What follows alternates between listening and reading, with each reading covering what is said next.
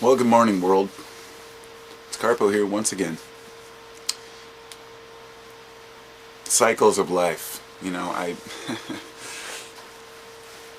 woke up this morning and it was one of those cyclical days where you wake up really early and start thinking about various parts of the day ahead and behind. And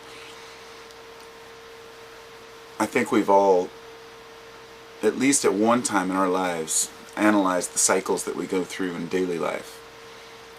And when I decided to make this video this morning, I thought back to a year ago today, or sometime this month probably, and to what I was doing and what types of videos I was making at that time.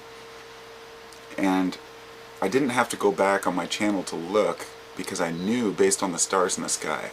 This is the first year that I think that I've been able to actually watch the cycles of the stars, and especially of Venus. And last year at this time I was working as a carpenter up in the West Hills in Portland, and I used to do videos before I would start work, in the dark.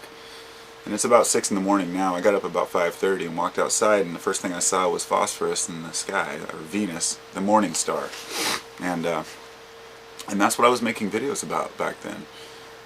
A year ago I was talking about Phosphorus and Hesperus, the morning and evening stars, and how Venus is related to so many ancient myths, and the relation to Venus to Lucifer, how Lucifer is I don't even want to go into the details of it. Anyway, it's very interesting stuff, and I guess it really tied into the way I felt this morning about cycles. We wake up in the morning, and each day is like a lifetime. I guess what I realized today was that, and I've always known this, but I was just analyzing it a little deeper. We talk about many lives or past lives and reincarnation and whatnot. And then last year at this time when I was doing those videos and talking about that stuff, I was very interested in listening to a lot of Manly P. Hall. And from about a year up to that point, I'd been really into Manly Hall. I'd listened to every lecture I could find on him. And I will say that he was probably my greatest inspiration in finding truth within myself and realizing there's something greater without having to put a label on it. And that's very key.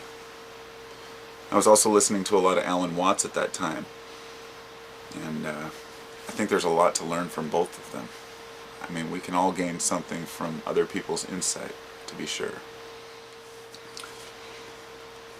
So, I guess my thought about the morning and evening star and the whole cycle of the day and the reincarnation thing, and what I'm trying to get across, I guess, is that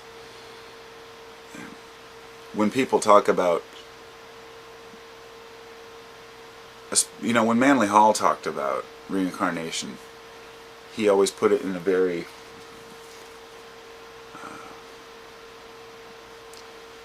mysterious, kind of unknowable format.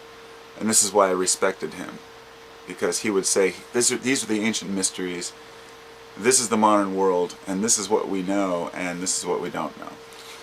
And for a lot of people, hearing what we don't know isn't what they want to know. And for me, it opened up my eyes a little better to understand that even some of the biggest, greatest thinkers, minds in history, haven't come up with the answers that we're seeking.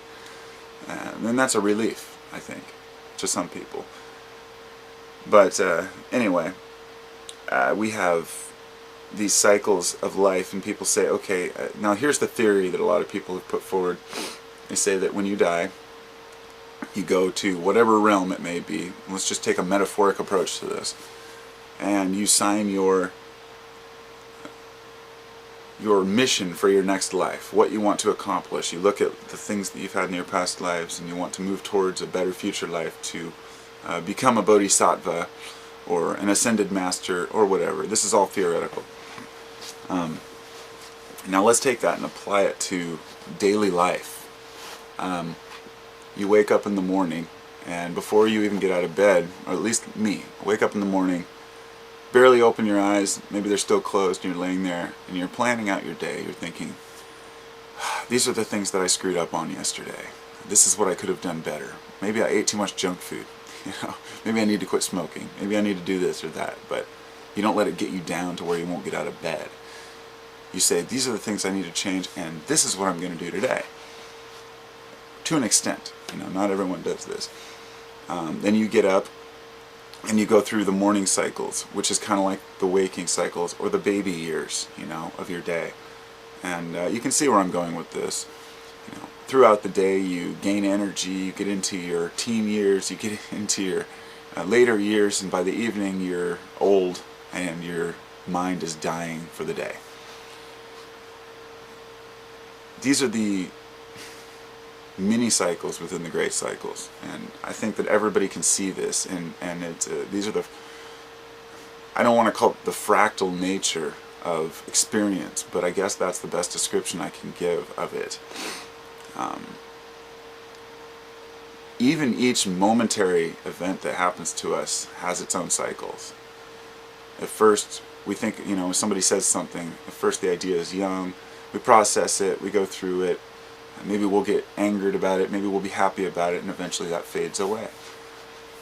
This is the nature's way of showing that everything passes, everything moves on. And I think that this is it can be a very empowering thing to understand. Because if you tie it into the bigger picture of human existence, it shows that as meaningful as we want our lives to be, it's only what we make it, because the cycles will continue.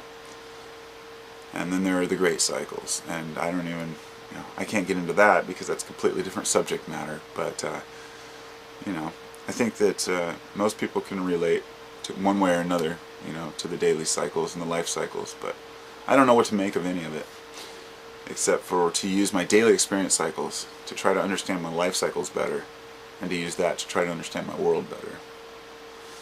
And it's not easy. Take care, everybody.